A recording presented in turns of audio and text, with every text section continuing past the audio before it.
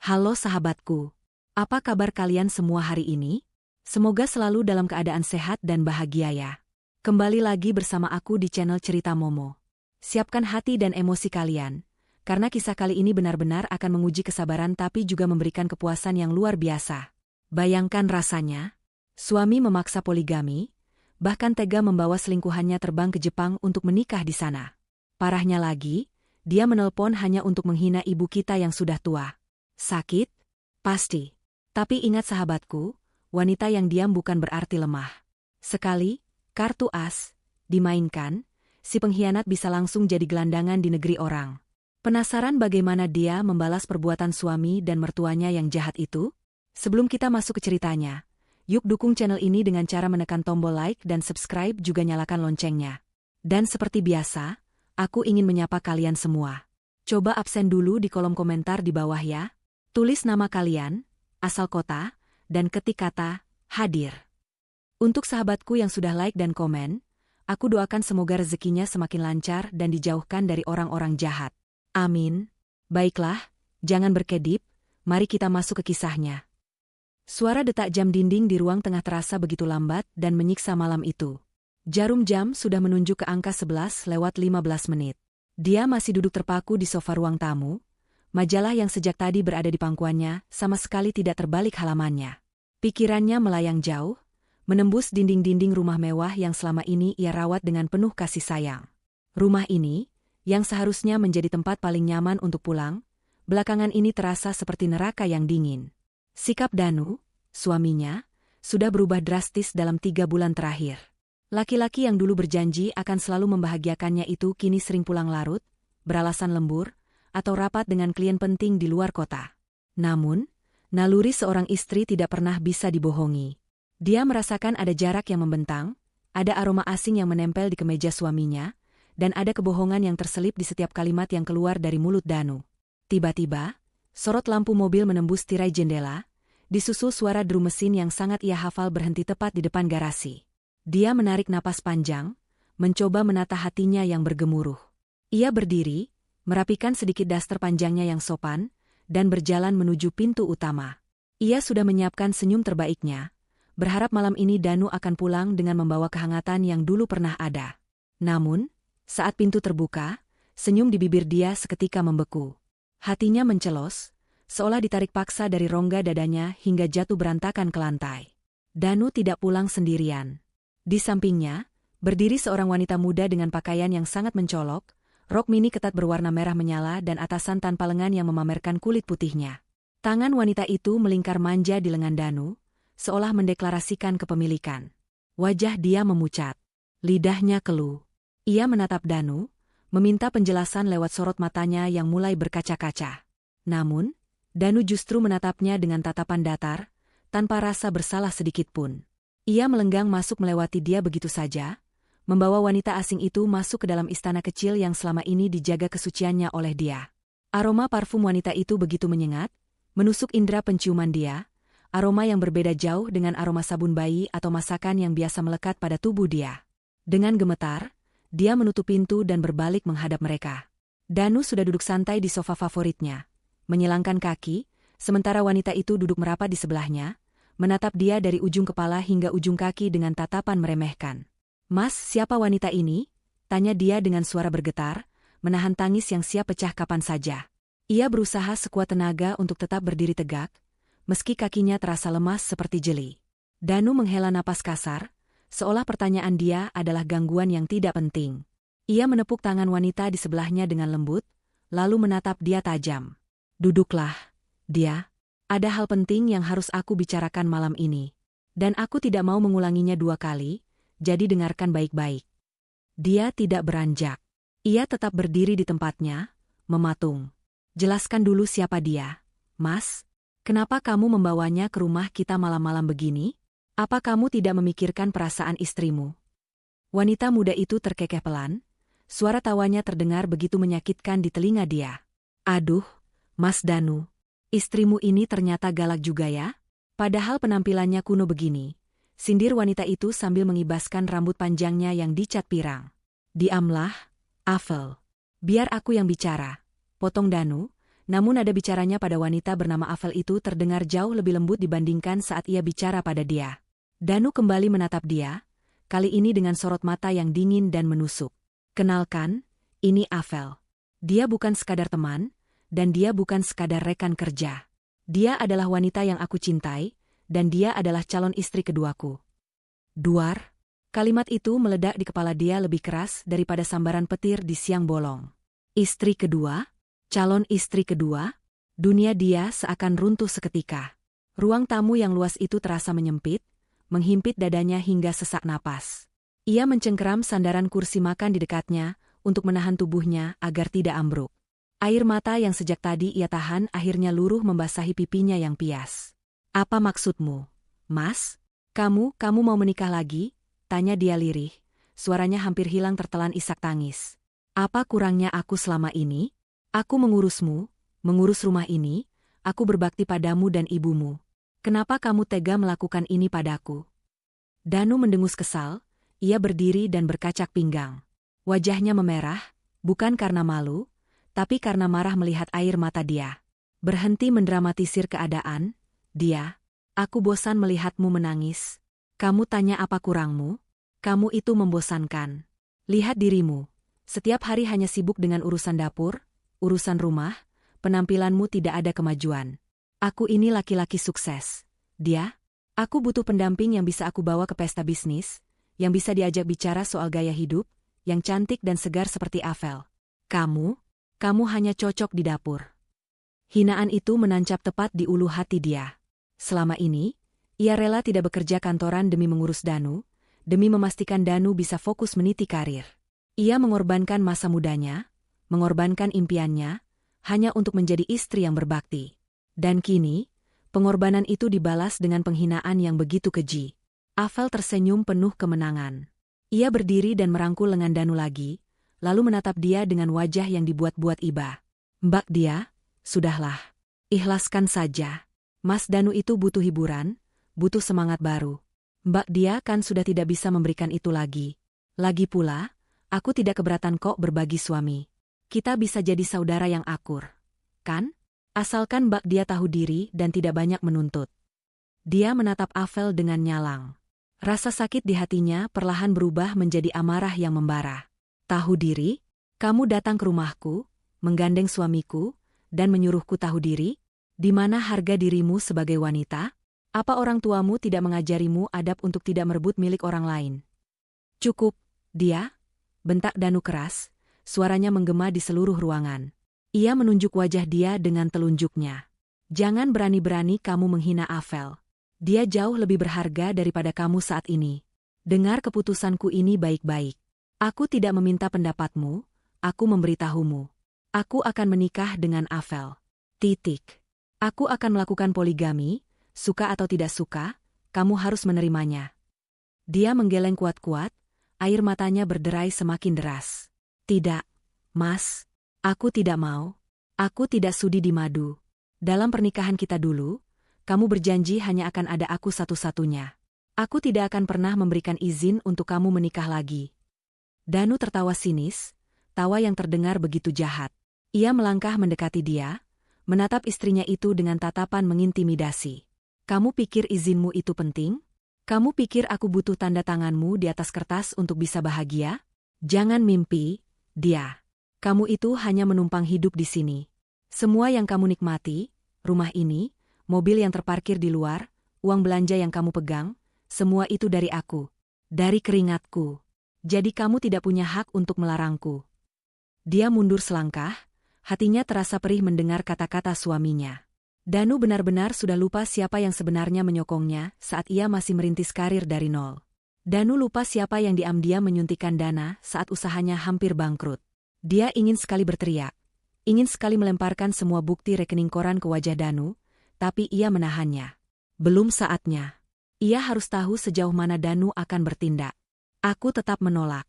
Mas, kalau kamu memaksa menikah dengan wanita ini, ceraikan aku dulu. Kembalikan aku pada ibu dengan cara baik-baik, sama seperti saat kamu memintaku dulu. Ucap dia tegas, meski suaranya masih serak karena tangis. Mendengar kata cerai, wajah Danu berubah merah padam. Ia tidak menyangka dia akan berani menantangnya. Di matanya, dia adalah wanita lemah yang tidak punya tempat tujuan selain rumah ini. Oh, jadi kamu menantangku? Kamu minta cerai? Bagus. Itu lebih mudah buatku. Tapi ingat satu hal, dia, kalau kita cerai, kamu akan keluar dari rumah ini tanpa membawa apa-apa. Kamu akan kembali jadi gembel. Dan ibumu, Ibu Ratih yang sakit-sakitan itu, apa kamu tega membiarkan dia melihat anaknya jadi janda miskin? Pikirkan itu baik-baik. Jangan bawa-bawa ibu dalam masalah ini, Mas. Teriak dia, emosinya terpancing saat Danu mulai menyentuh ranah yang paling sensitif baginya, yaitu ibunya. Kenapa? Takut ibumu yang suci, itu kena serangan jantung? Ejek Danu. Avel ikut tertawa di belakangnya. Dengar, dia. Aku kasih kamu waktu 1 malam untuk berpikir. Besok pagi, aku mau jawaban, iya, keluar dari mulutmu. Kalau kamu setuju aku poligami, kamu masih boleh tinggal di sini, masih boleh makan dari uangku, dan statusmu sebagai Nyonya Danu masih aman. Tapi kalau kamu tetap keras kepala menolak, maka besok juga aku akan urus surat talak, dan kamu bisa angkat kaki dari sini detik itu juga. Danu berbalik badan, kembali menggandeng Avel dengan mesra. Ayo, sayang, kita pergi dari sini. Udaranya jadi pengap karena ada orang yang tidak tahu diuntung. Kita cari hotel bintang 5 yang paling bagus. Aku tidak betah di rumah ini. Iya, Mas. Yuk, kita cari tempat yang lebih nyaman. Kasihan Mas Danu kalau harus satu atap sama wanita yang bisanya cuma nangis dan ngeluh. Sahut Avel dengan nada manja yang dibuat-buat. Mereka berdua berjalan keluar pintu, meninggalkan dia yang masih berdiri mematung di ruang tamu. Suara pintu yang dibanting keras oleh Danu membuat dia terlonjak kaget. Tak lama kemudian, terdengar suara mobil Danu melesat pergi meninggalkan halaman rumah. Meninggalkan dia sendirian dalam keheningan malam yang mencekam. Tubuh dia akhirnya merosot ke lantai. Kakinya tak kuat lagi menopang berat badannya yang terasa berkali-kali lipat lebih berat karena beban kesedihan. Ia menangis sejadi-jadinya, menumpahkan segala rasa sakit, kecewa, dan amarah yang bercampur menjadi satu. Bayangan masa lalu saat mereka menikah dengan sederhana namun penuh cinta kembali berputar di kepalanya seperti kaset rusak. Danu yang dulu lembut, Danu yang dulu selalu mencium keningnya sebelum tidur, kini telah mati. Digantikan oleh sosok monster yang gila hormat dan buta oleh nafsu. Ya Tuhan, kuatkan hamba. Bisik dia di sela-sela isak tangisnya. Ia memeluk lututnya sendiri, merasa begitu kedinginan meski AC di ruangan itu sudah ia matikan. Malam itu menjadi malam terpanjang dalam hidup dia. Ia tidak tidur sedetik pun. Pikirannya berkecamuk. Ancaman Danu terngiang-ngiang di telinganya. Poligami atau cerai. Dua pilihan yang sama-sama menyakitkan. Namun, di balik rasa sakit itu, ada satu hal yang Danu tidak sadari. Danu terlalu meremehkan diamnya dia. Danu terlalu percaya diri dengan kesuksesannya yang sebenarnya semu. Danu lupa bahwa selama ini, kartu-kartu penting dalam permainan kehidupan mereka, dipegang erat oleh tangan halus dia. Saat matahari mulai menampakkan sinarnya di ufuk timur, dia bangkit dari lantai. Matanya sembab, tapi tatapannya kini berbeda. Tidak ada lagi keraguan di sana. Air matanya sudah kering. Rasa cintanya pada Danu sudah ikut menguap bersama perginya mobil suaminya semalam. Dia berjalan menuju kamar mandi, membasuh wajahnya dengan air dingin. Ia menatap pantulan dirinya di cermin. Wajah yang dikatakan Danu, kuno, dan membosankan, itu kini memancarkan aura dingin yang menakutkan. Kamu ingin bermain api, Mas? Gumam dia pelan pada bayangannya sendiri di cermin. Baiklah. Akan aku pastikan kamu terbakar sampai menjadi abu. Kamu pikir aku akan diam saja kamu injak-injak? Kamu salah besar, Danu. Sangat salah. Dia mengambil ponselnya yang tergeletak di meja rias. Ia melihat ada satu panggilan tak terjawab dari ibunya, Ibu Ratih. Hatinya berdesir perih. Ia tidak boleh membiarkan ibunya tahu tentang kejadian semalam, setidaknya belum untuk saat ini. Dia harus menyusun rencana. Ia harus cerdas. Jika Danu ingin perang, maka dia akan memberinya perang yang tidak akan pernah bisa Danu menangkan. Dia menatap layar ponselnya, jari jemarinya dengan lincah membuka aplikasi mobile banking. Ia melihat deretan angka saldo yang fantastis di sana, saldo yang Danu kira adalah hasil kerja kerasnya sendiri, padahal sebagian besar adalah hasil investasi cerdas dia dan warisan ayahnya yang ia putar atas nama perusahaan Danu. Nikmatilah kebahagiaan semu kalian selagi bisa, bisik dia sambil tersenyum miris. Ia meletakkan ponselnya kembali. Hari ini, babak baru dalam hidupnya dimulai. Bukan sebagai istri yang teraniaya, tapi sebagai wanita yang akan menuntut keadilan dengan tangannya sendiri. Pagi itu, sinar matahari menerobos masuk melalui celah-celah gorden yang sengaja dia buka lebar-lebar. Ia sudah mandi dan berpakaian rapi, mengenakan kemeja putih sederhana dan celana bahan berwarna krem. Wajahnya terlihat segar meski lingkaran hitam samar di bawah matanya tidak bisa sepenuhnya disembunyikan oleh bedak tipis. Dia sedang menata piring di meja makan saat suara klakson mobil terdengar nyaring dari depan rumah. Itu bukan suara mobil Danu, melainkan mobil Pajero hitam milik Ibu Sofi, mertuanya. Jantung dia berdegup kencang. Ia tahu Danu pasti mengadu pada ibunya. Dia menarik napas dalam, menyiapkan mental untuk menghadapi hakim kedua dalam rumah tangganya. Ia berjalan ke pintu depan, membukanya perlahan. Benar saja, Ibu Sofi turun dari mobil dengan wajah menekuk masam, diikuti oleh Danu yang berjalan di belakangnya dengan dagu terangkat angkuh, seolah anak kecil yang baru saja mendapat perlindungan dari ibunya setelah berbuat nakal. Dia, seru Ibu Sofi bahkan sebelum kakinya menginjak teras. Suaranya melengking, memecah ketenangan pagi di kompleks perumahan elit itu. Dia menyalami tangan Ibu Sofi dengan takzim, mencoba tetap sopan meski hatinya bergejolak. "Selamat pagi, Ibu. Tumben Ibu pagi-pagi sudah." "Jangan basa-basi," potong Ibu Sofi kasar, menarik tangannya dengan cepat seolah jijik disentuh oleh dia. Ia melangkah masuk ke dalam rumah tanpa permisi, matanya menyapu seisi ruangan dengan tatapan tajam seolah mencari kesalahan. "Kamu ini istri macam apa? Hah? Suami pulang kerja capek-capek malah diajak bertengkar sampai harus tidur di hotel. Kamu mau bikin anak saya terlantar?" Dia terbelalak. Danu benar-benar memutarbalikkan fakta. "Ibu, Mas Danu tidak tidur di hotel karena bertengkar biasa. Dia membawa perempuan lain ke rumah ini tadi malam, Bu. Dia membawa selingkuhannya dan meminta izin untuk poligami. Apa Ibu membenarkan itu?" Dia berharap ada sedikit saja rasa simpati di mata Ibu Sofi. Ia berharap sesama wanita, Ibu Sofi akan mengerti betapa sakitnya hati dia. Namun, harapan itu hancur berkeping-keping saat Ibu Sofi justru mendengus remeh. Wanita parubaya dengan perhiasan emas mencolok di leher dan pergelangan tangannya itu duduk di sofa tunggal, menatap dia dari atas ke bawah dengan pandangan menilai. "Oh, soal itu?" Nada suara Ibu Sofi terdengar enteng, seolah perselingkuhan Danu adalah hal sepele seperti lupa membeli garam. "Danu sudah cerita semuanya sama Ibu tadi pagi pas sarapan. Dan menurut Ibu, permintaan Danu itu wajar." Kaki dia lemas seketika. "Wajar, Bu? Suami saya mau menikah lagi dengan wanita penggoda, dan Ibu bilang itu wajar." "Jaga mulutmu, dia," bentak Danu yang kini berdiri di samping ibunya. "Avel bukan wanita penggoda. Dia wanita berkelas." Ibu Sofi mengangkat tangan, memberi isyarat agar Danu diam. Ia kembali menatap dia, kali ini dengan senyum sinis yang mengerikan. "Dengar ya, dia. Kamu harus sadar diri. Danu sekarang sudah sukses, jabatannya tinggi, uangnya banyak. Wajar kalau laki-laki sekelas Danu butuh pendamping lebih dari satu. Itu simbol keberhasilan laki-laki. Harusnya kamu bangga suami kamu laku."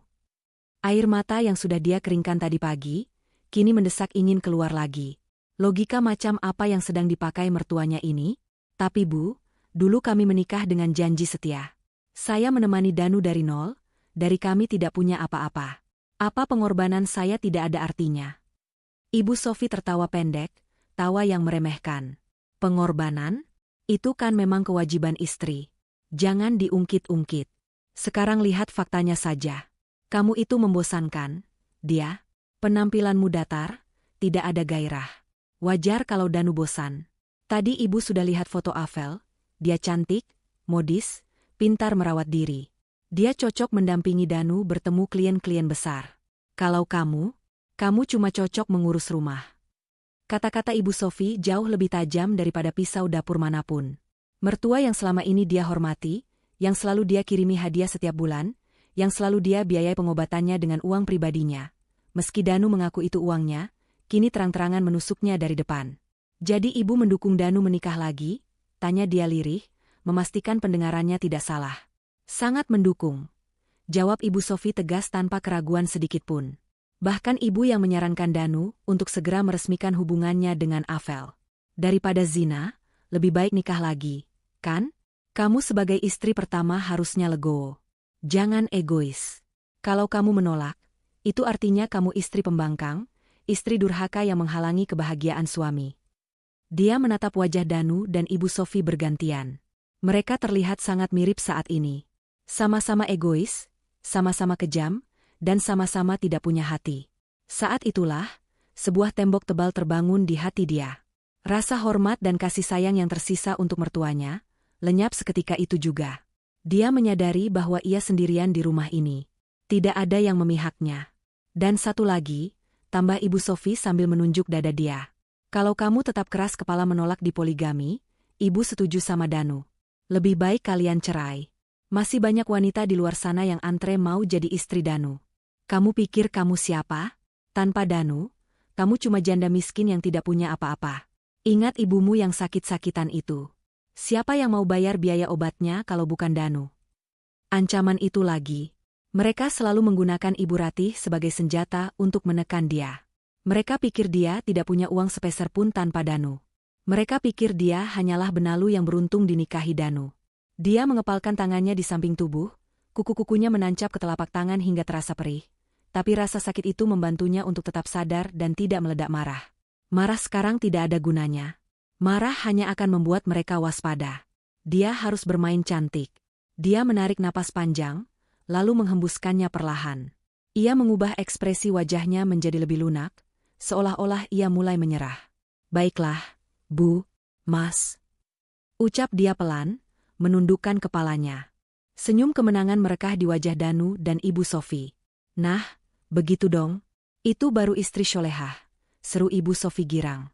Jadi kamu setuju Danu nikah sama Afel? Dia mengangkat wajahnya, menatap mereka dengan tatapan yang sulit diartikan. Saya butuh waktu untuk menerima semua ini. Tapi kalau memang itu yang terbaik menurut Ibu dan Mas Danu, saya tidak bisa berbuat banyak, kan? Saya hanya minta satu hal, tolong jangan ceraikan saya. Saya masih sayang sama Mas Danu, dan saya butuh biaya untuk Ibu. Danu tertawa puas, ia merasa di atas angin. Ia merasa berhasil menaklukkan dia. Hahaha, akhirnya sadar juga kamu. Tentu saja, dia. Selama kamu tidak banyak protes, statusmu aman. Uang bulanan untuk ibumu juga tetap lancar. Bagus, timpal Ibu Sofi sambil berdiri dan merapikan bajunya. Kalau begitu, tugasmu sekarang adalah mempersiapkan segalanya. Danu bilang dia mau bawa Afel ke Jepang untuk liburan sekalian nikah siri di sana biar romantis. Kamu tidak usah ikut. Biar mereka bulan madu dulu, kamu jaga rumah saja. Ke Jepang? Tanya dia dengan nada pura-pura kaget, padahal dalam hati ia bersorak. Rencana mereka berjalan sesuai dugaannya. Itu pasti mahal sekali, Mas. Ah, soal uang gampang.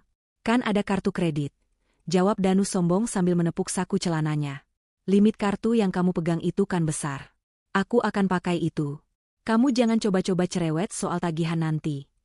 Dia mengangguk pelan. Iya, Mas. Silakan pakai saja. Itu kan memang hak Mas Danu sebagai kepala keluarga. Ibu Sofi menepuk bahu dia keras-keras, sebuah tepukan yang lebih terasa seperti pukulan mengejek daripada kasih sayang. Pintar. Ya sudah, Ibu mau pulang dulu. Mau siap-siap belanja baju baru buat acara syukuran nanti. Ingat pesan Ibu, layani Danu dengan baik, jangan bikin dia stres. Biar dia fokus sama Afel dulu. Dia mengantar mereka sampai ke pintu depan. Saat mobil Ibu Sofi menghilang di tikungan, senyum, penurut, di wajah dia lenyap tak berbekas. Berganti dengan tatapan dingin yang menusuk tulang. Silakan bersenang-senang dengan hayalan kalian, desis dia pelan. Kalian pikir kalian yang memegang kendali? Tunggu saja saat kalian mendarat di Jepang nanti. Kartu kredit itu bukan sumber uang tak terbatas, Mas. Itu adalah tali gantungan yang baru saja kamu kalungkan sendiri ke lehermu. Dia masuk kembali ke dalam rumah, menutup pintu dengan rapat, dan menguncinya. Ia merasa rumah ini bukan lagi tempatnya bernaung, melainkan medan perang yang sunyi. Dan dia baru saja meletakkan ranjau pertamanya. Suasana rumah yang biasanya tenang kini berubah riuh layaknya pasar malam. Bukan karena ada acara syukuran, melainkan karena kehebohan persiapan keberangkatan trio parasit, begitu dia menyebut mereka dalam hati, ke negeri Sakura. Sejak mendapat lampu hijau palsu dari dia, Danu dan Afel semakin tidak tahu malu. Avel bahkan sudah berani memindahkan beberapa pakaian mahalnya ke lemari di kamar utama, menggeser pakaian-pakaian sederhana milik dia, seolah menandai wilayah kekuasaannya yang baru. Danu duduk di ruang tengah dengan laptop terbuka lebar, memamerkan deretan hotel bintang 5 di Tokyo dan Kyoto kepada Avel dan Ibu Sophie. Wajahnya berseri-seri, penuh kesombongan. Lihat ini, Vel. Kita akan menginap di sini 2 malam. Pemandangannya langsung Gunung Fuji. Harganya memang mahal, sekitar 15 juta per malam, tapi tenang saja, limit kartu kredit yang dipegang dia itu masih ratusan juta. Cukup untuk kita foya-foya sepuasnya. Dia yang sedang menyetrika kemeja Danu di sudut ruangan hanya tersenyum tipis. Nyaris tak terlihat, mendengar kesombongan itu. Tangannya bergerak perlahan merapikan kerah kemeja suaminya, kemeja yang mungkin akan menjadi saksi bisu kehancuran pria itu nanti. Dia sengaja membiarkan mereka terlena dalam mimpi-mimpi indah yang melambung tinggi. Mas, yakin mau ambil yang sweet room? Itu mahal sekali loh. Pancing dia pelan, berpura-pura khawatir selayaknya istri yang hemat. Halah, dia. Kamu itu jangan pelit jadi orang. Sambar Ibu Sophie cepat. Mertuanya itu sedang sibuk mematut diri di depan cermin besar dengan kacamata hitam oversize barunya. Danu itu direktur, masa nginep di Hotel Melati? Malu dong sama kolega kalau ketahuan. Lagi pula, ini kan momen spesial. Pernikahan Danu dan Avel harus dirayakan dengan kemewahan yang pantas. Kamu kalau iri bilang saja, jangan sok menasehati. Bukan iri, Bu. Saya cuma mengingatkan tagihannya nanti. Jawab dia lirih sambil menunduk patuh, menyembunyikan kilatan tajam di matanya. Sudah, dia. Diam saja, bentak Danu tanpa menoleh dari layar laptopnya. Urus saja itu koperku. Pastikan semua jas mahalku masuk dengan rapi. Jangan sampai ada yang kusut sedikit pun. Oh ya, kartu kredit tambahannya mana? Siapkan di dompet travelku sekarang. Dia meletakkan setrikaan, lalu berjalan menuju laci meja kerjanya yang terkunci. Ia mengambil dompet kulit panjang milik Danu. Di dalamnya, ia menyelipkan 2 kartu kredit berwarna hitam, black card, dan platinum yang berkilau. Kartu-kartu inilah yang selama ini menjadi sumber kebanggaan Danu, simbol status sosial yang selalu ia pamerkan ke teman-temannya. Padahal, Danu tidak pernah sadar bahwa kartu utama ada di tangan dia, dan segala notifikasi serta kendali limit sepenuhnya ada di ponsel dia, bukan ponsel Danu. Selama ini dia diam saja saat Danu boros, menutupi tagihannya dengan uang investasi warisan ayahnya yang ia putar. Tapi kali ini, keran air itu sudah siap ia tutup rapat. Ini, Mas, kartu platinum dan black card-nya. Limitnya masih utuh, belum saya pakai sama sekali bulan ini. Ucap dia menyerahkan dompet itu dengan tangan sedikit gemetar karena menahan antusiasme menunggu kehancuran mereka, bukan karena ketakutan. Avel dengan sigap menyambar dompet itu dari tangan dia sebelum Danu sempat menerimanya. Matanya berbinar tamak melihat kilauan kartu-kartu premium itu. Wow, Mas Danu hebat banget. Kartunya beneran black card. Duh, aku jadi nggak sabar mau belanja tas branded di Ginza. Teman-teman arisanku pasti bakal iri mati lihat update story aku nanti. Awas ya Mbak dia, jangan ngintip-ngintip statusku nanti, takutnya stroke karena iri. Belanja sepuasmu, sayang. Anggap saja itu hadiah pernikahan dari aku, sahut Danu sambil mengecup pipi Avel, tepat di depan mata dia. Dia merasakan nyeri di ulu hatinya, tapi ia segera menepisnya. Silakan belanja, Avel. Bermimpilah setinggi langit sebelum aku jatuhkan ke dasar jurang, batin dia dingin. Ibu juga mau belanja loh, Danu. Seru Ibu Sophie tak mau kalah, ia mendekat dan duduk di samping Avel. Ibu mau beli mantel bulu sama oleh-oleh buat tetangga komplek. Biar si Bu RT yang sombong itu tahu kalau anak ibu sukses besar. Awas ya kalau jatah ibu sedikit. Tenang, Bu. Semua kebagian. Limitnya kan ratusan juta, Bu. Aman. Kita habiskan saja. Nanti dia yang urus bayarnya pakai dividen perusahaan. Jawab Danu meyakinkan ibunya dengan tawa lebar. Persiapan itu berlangsung hingga sore hari. Dia diperlakukan tak ubahnya seperti asisten pribadi gratisan. Ia yang melipat baju-baju seksi Avel, ia yang memastikan paspor dan visa mereka aman di dalam tas dokumen, ia bahkan yang diperintah memesankan tiket pesawat business class di jam keberangkatan yang paling mahal.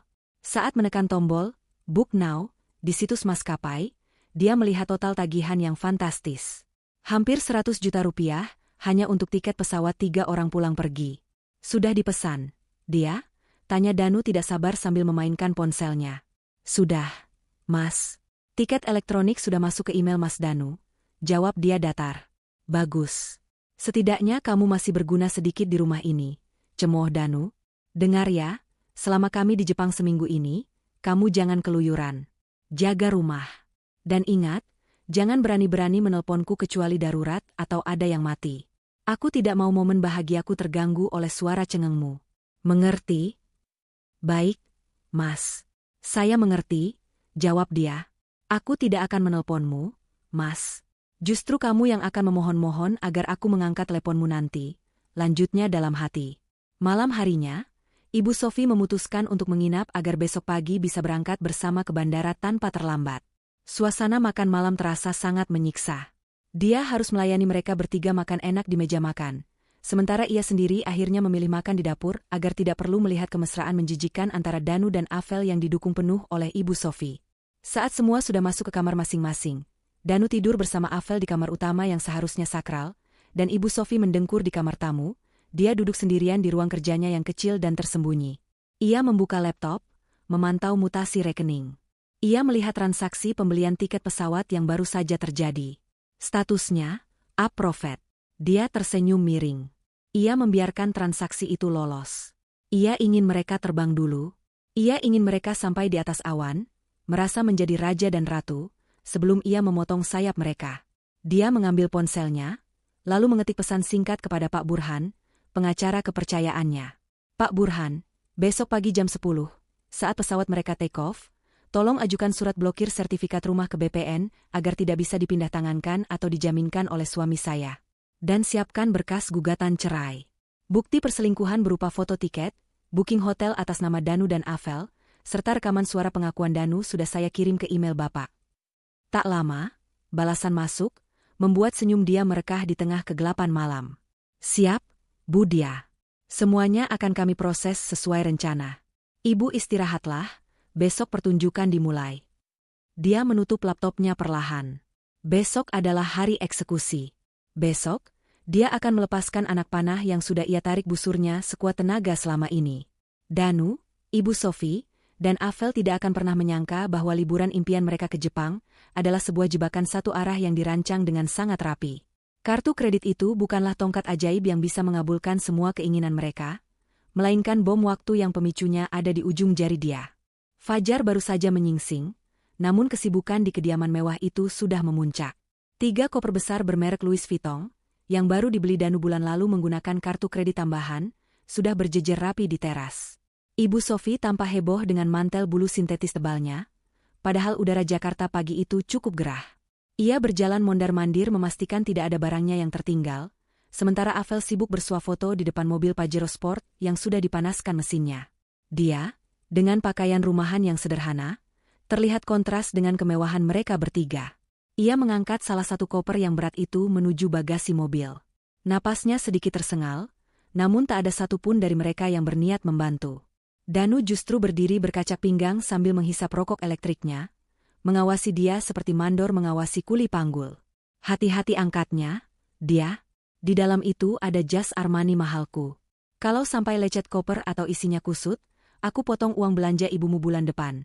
Ancam Danu tanpa rasa kasihan. Dia hanya mengangguk pelan, menelan semua perlakuan itu dengan kesabaran yang sudah di ujung tanduk. Iya, Mas. Aman, jawabnya singkat. Setelah semua barang masuk, Avel menghampiri dia dengan senyum mengejek.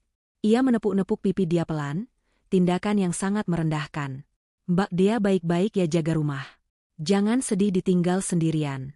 Nanti kalau sempat, aku belikan gantungan kunci dari Tokyo. Itu kalau aku ingat ya, ucap Avel diiringi tawa kecil yang menyebalkan. Sudah, Vel. Nggak usah diladeni. Ayo masuk mobil, nanti kita telat check-in. Ajak Ibu Sofi yang sudah duduk nyaman di kursi tengah bak seorang ratu. Dia, ingat pesan ibu. Jangan lupa siram bunga anggrek kesayangan ibu. Kalau sampai layu pas ibu pulang, awas kamu. Danu mematikan rokoknya, lalu menatap dia tajam sebelum masuk ke kursi kemudi. Tidak ada pelukan pamit, tidak ada ciuman di kening, bahkan tidak ada ucapan terima kasih. Kunci pagar rapat-rapat. Aku pergi seminggu. Jangan keluyuran, perintahnya dingin. Mobil hitam gagah itu pun perlahan mundur, lalu melesat meninggalkan pekarangan rumah, membawa serta 3 manusia yang telah merenggut kebahagiaan dia. Dia berdiri di depan pagar, menatap debu yang ditinggalkan ban mobil suaminya.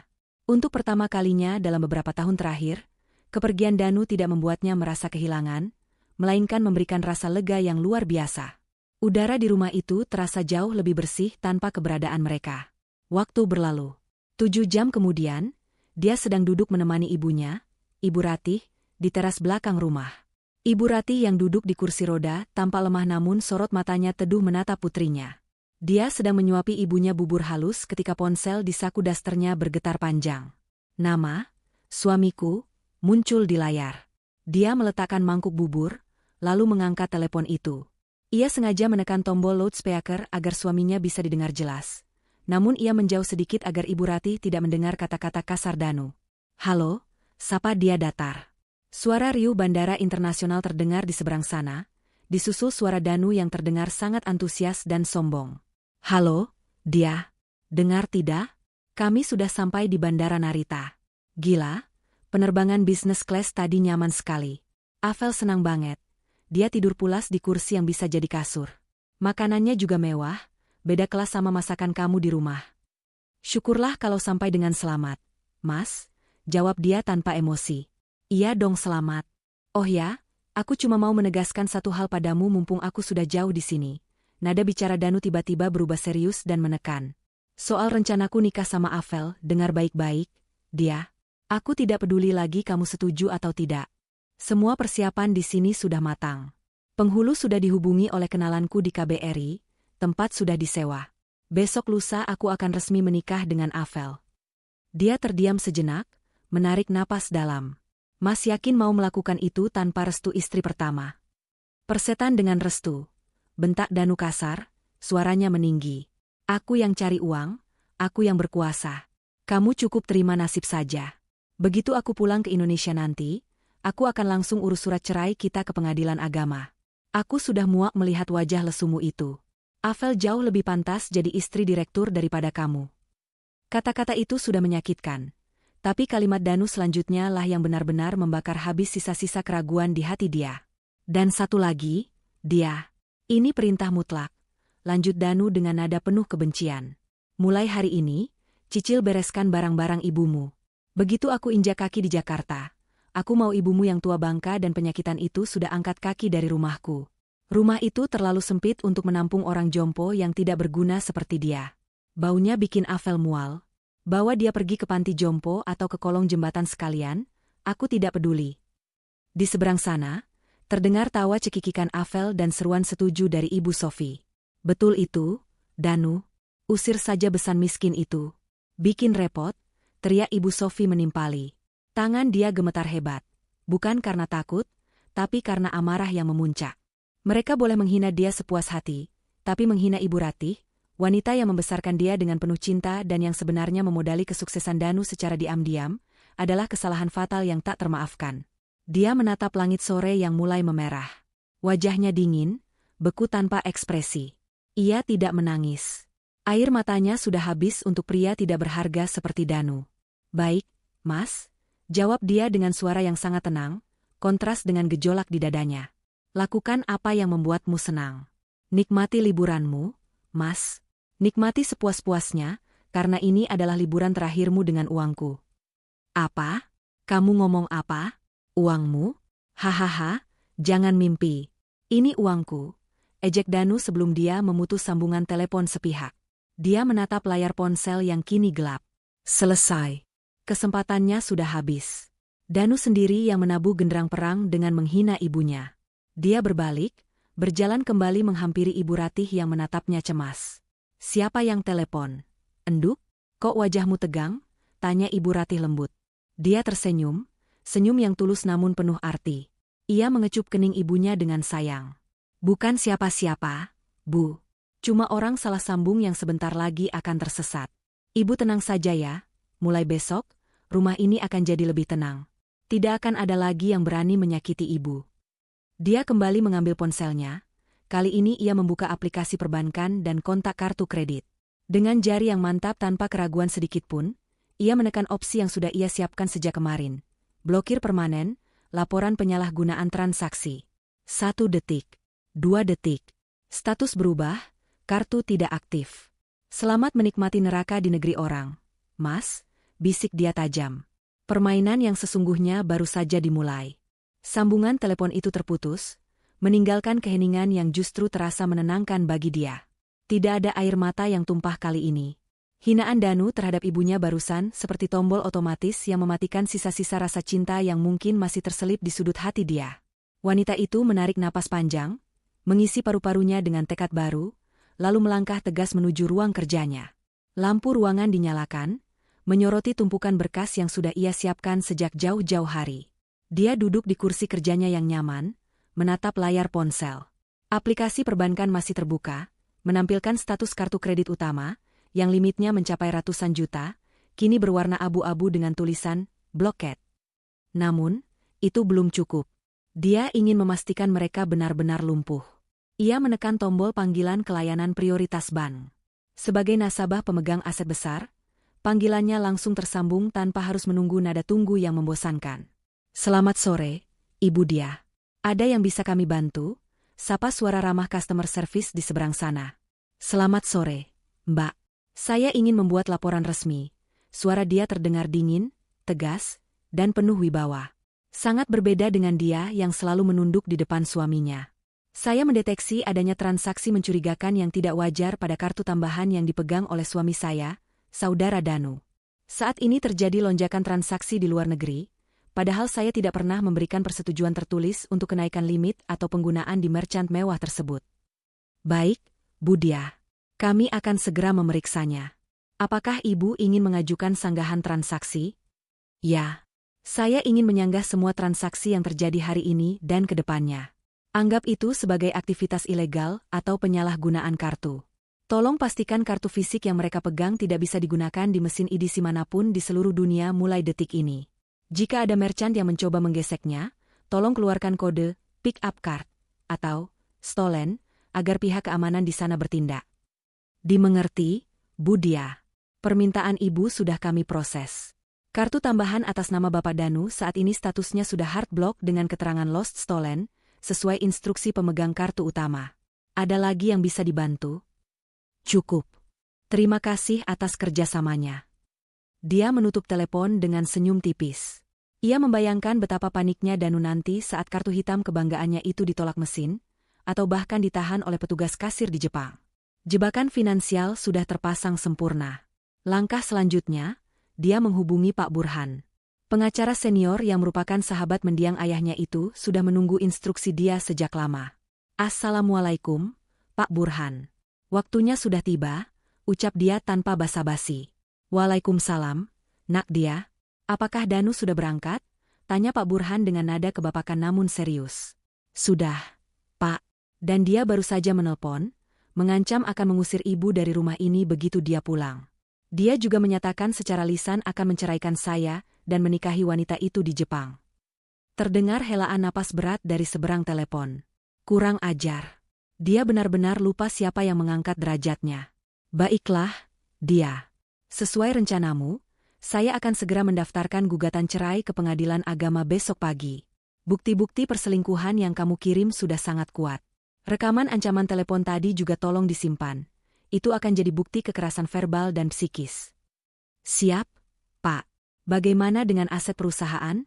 Tanya dia, jarinya mengetuk-ngetuk meja perlahan. Aman. Sesuai akta pendirian perusahaan yang asli, yang selama ini Danu tidak pernah baca dengan teliti. Kamu adalah komisaris utama dengan kepemilikan saham 80% yang merupakan warisan ayahmu. Danu hanya direktur yang diangkat berdasarkan RUPS. Dengan bukti penyalahgunaan keuangan perusahaan untuk kepentingan pribadi, seperti tiket pesawat dan hotel mewah untuk selingkuhannya ini, kamu memiliki hak penuh untuk memecatnya secara tidak hormat dan membekukan aksesnya ke rekening perusahaan. Lakukan, Pak. Bekukan semuanya besok pagi.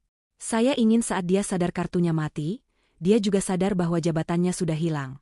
Perintah dia tegas. Baik.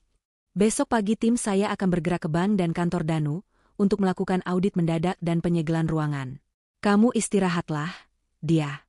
Biar hukum yang bekerja mulai sekarang. Setelah menutup telepon, dia tidak langsung beranjak. Ia membuka laci meja kerjanya, mengambil sebuah map merah muda.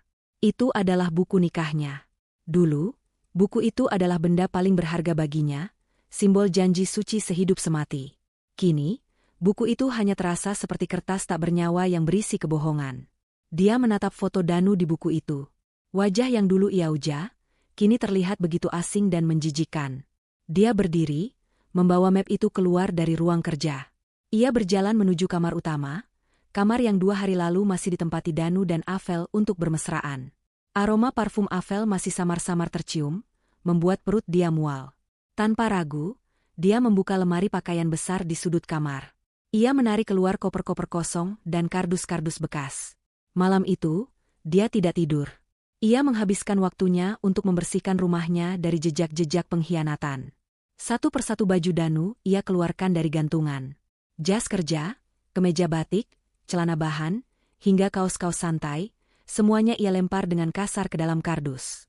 Tidak ada lipatan rapi, tidak ada perlakuan istimewa.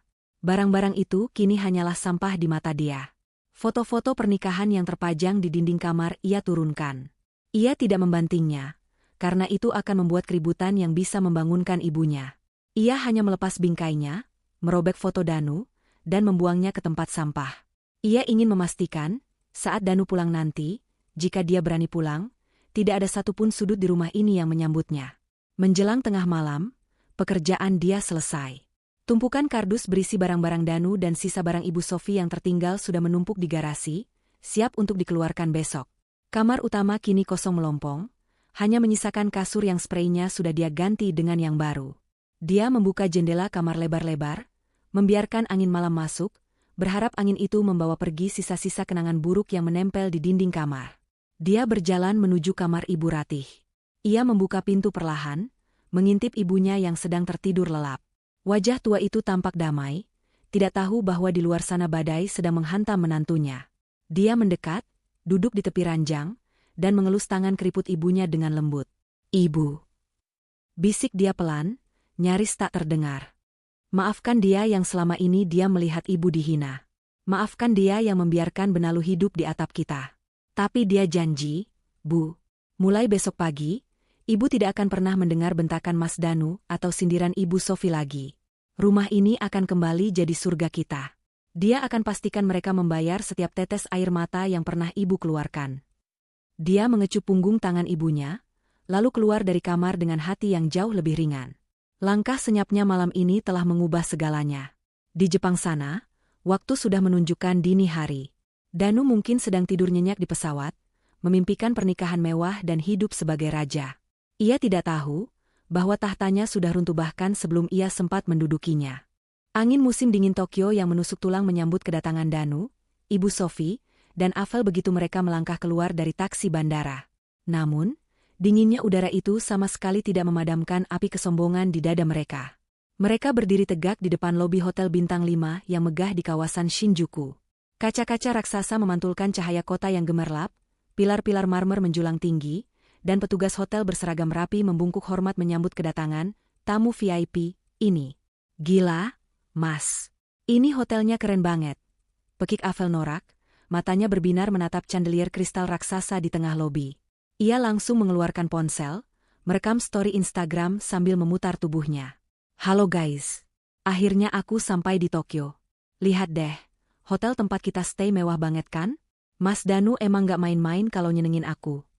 Ibu Sofi merapatkan mantel bulu sintetisnya, mengangkat dagu tinggi-tinggi. "Ya jelas dong, Vel. Danu itu direktur. Masa kita tidur di penginapan murah? Itu sih levelnya sih dia. Kita kan beda kasta," ucapnya pongah, suaranya cukup keras hingga membuat beberapa tamu Jepang yang lewat menoleh dengan tatapan terganggu. Danu tersenyum bangga, merasa menjadi raja dunia. Ia memberi isyarat pada bellboy untuk membawakan koper-koper branded mereka, lalu berjalan mantap menuju meja resepsionis. "Ayo, kita check-in dulu. Aku pesan presidential suite untuk 2 malam pertama ini." Di meja resepsionis, seorang staf pria Jepang menyambut dengan senyum profesional yang kaku. "Selamat malam, Tuan. Ada yang bisa saya bantu?" Sapanya dalam bahasa Inggris yang fasih. "Saya ada reservasi atas nama Danu." "Suite room," jawab Danu dengan percaya diri sambil meletakkan paspornya di atas meja marmer. Resepsionis itu mengetik sesuatu di komputer, lalu mengangguk sopan. "Ah, benar Tuan Danu. Reservasi untuk 3 orang, suite room dengan pemandangan kota. Untuk prosedur keamanan dan deposit, boleh saya pinjam kartu kredit yang Anda gunakan untuk pemesanan? Tentu saja. Danu merogoh dompet kulitnya dengan gaya teatrikal. Ia mengeluarkan kartu hitam, black card, yang berkilau di bawah lampu lobi. Ia menyerahkannya dengan 2 jari, seolah kartu itu adalah benda keramat. Gesek saja. Sekalian untuk deposit tambahan, saya tidak mau ada batasan layanan kamar. Resepsionis menerima kartu itu dengan kedua tangan, lalu menggeseknya di mesin EDC. Beb. Hening sejenak. Danu mengetuk-ngetukkan jarinya di meja, bersiul pelan menunggu struk keluar.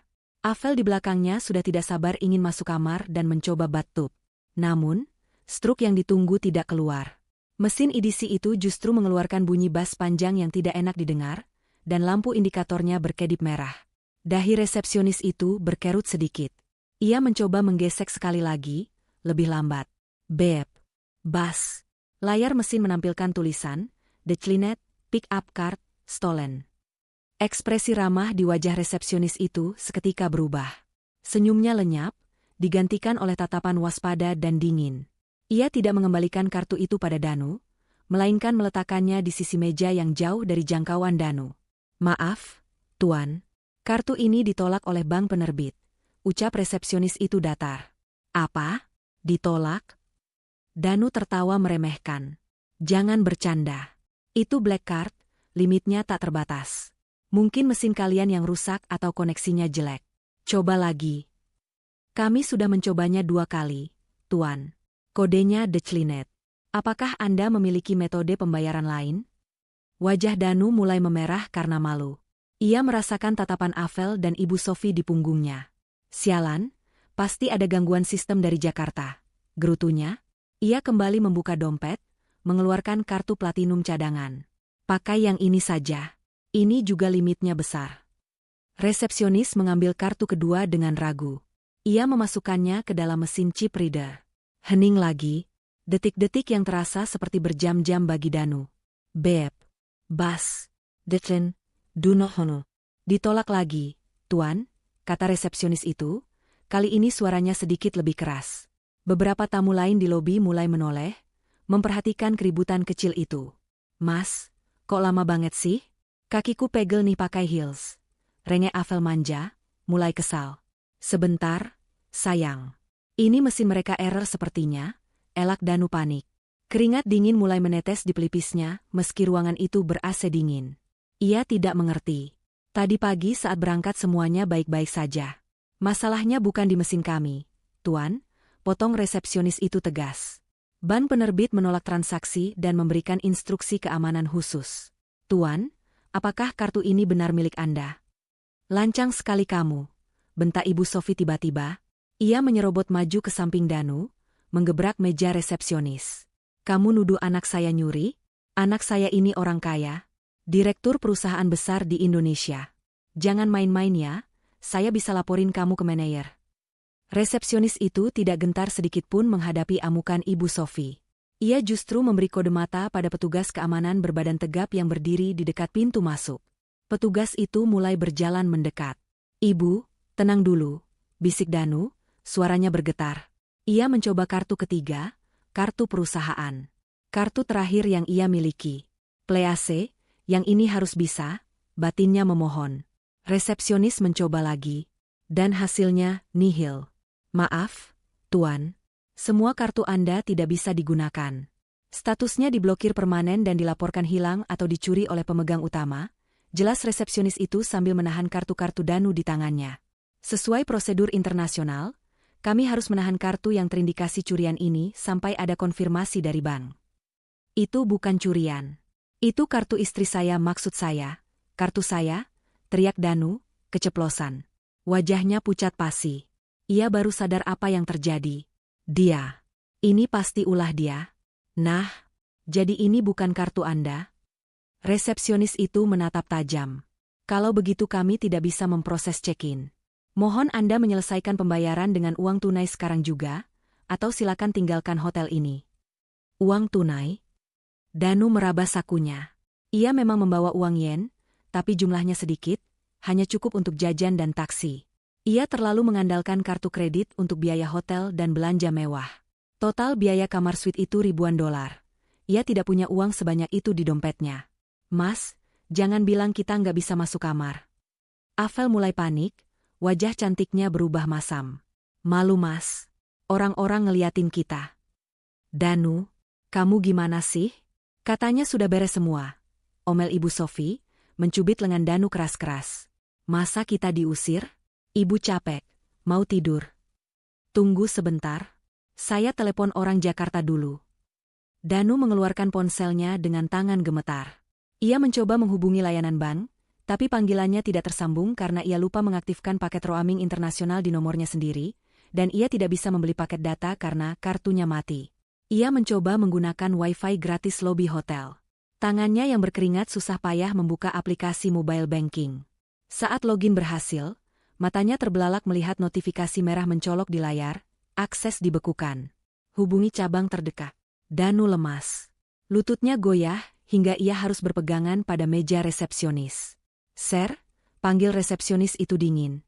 Jika tidak bisa membayar, mohon segera minggir. Ada tamu lain yang mau antre. Dan tolong bawa barang-barang Anda keluar, kalian mengganggu kenyamanan tamu. Petugas keamanan berbadan besar itu kini sudah berdiri tepat di belakang Danu, menyilangkan tangan di dada dengan tatapan mengintimidasi. Silakan keluar, Tuan, ucapnya dalam bahasa Jepang yang tegas, sambil menunjuk pintu keluar. Malam itu menjadi malam yang paling panjang dan menyedihkan bagi keluarga Sultan, yang kini luntang-lantung di jalanan Shinjuku. Angin musim dingin menusuk hingga ke tulang sumsum, membuat mantel bulu Ibu Sofi yang tebal sekalipun terasa tidak berguna. Koper-koper branded yang mereka bawa kini bukan lagi simbol kemewahan, melainkan beban berat yang menyiksa fisik dan mental mereka yang sudah kelelahan. Setelah ditolak di 3 hotel karena masalah pembayaran, Danu akhirnya menyerah pada realita. Dengan sisa uang tunai yen yang sangat terbatas, ia membawa Ibu Sofi dan Avel ke sebuah manga kisah, kafe internet, di gang sempit yang menyediakan bilik tidur seukuran peti mati. Apa? Kita tidur di sini? Pekik Ibu Sofi histeris saat melihat bilik sempit berbau rokok ape itu. Danu, ibu ini orang tua, ibu punya asma. Masa ibu disuruh tidur di tempat gelandangan begini? Mana janjimu mau hotel bintang 5? Diamlah, Bu, kecilkan suaramu. Desis Danu frustrasi, wajahnya kusut masai. Ini satu-satunya tempat yang bisa kita bayar tunai malam ini. Atau ibu mau tidur di trotoar dan mati beku? Avel menangis sesenggukan di sudut bilik, make-upnya luntur membuatnya terlihat berantakan. Aku nyesel ikut kamu, Mas. Tahu begini aku mending stay cation di Jakarta aja. Kamu bilang kamu kaya, ternyata cuma penipu.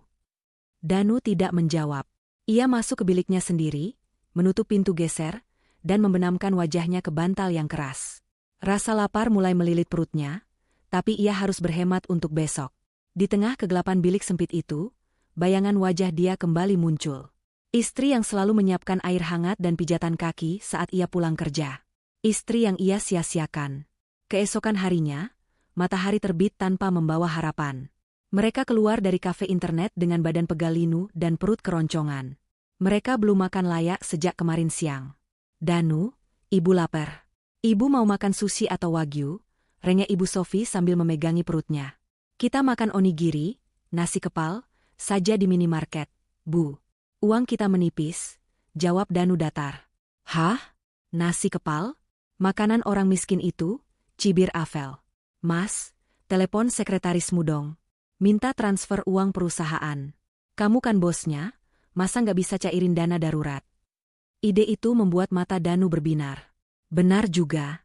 Kenapa ia tidak terpikir dari kemarin? Ia segera mencari wifi gratis di depan sebuah tos serba.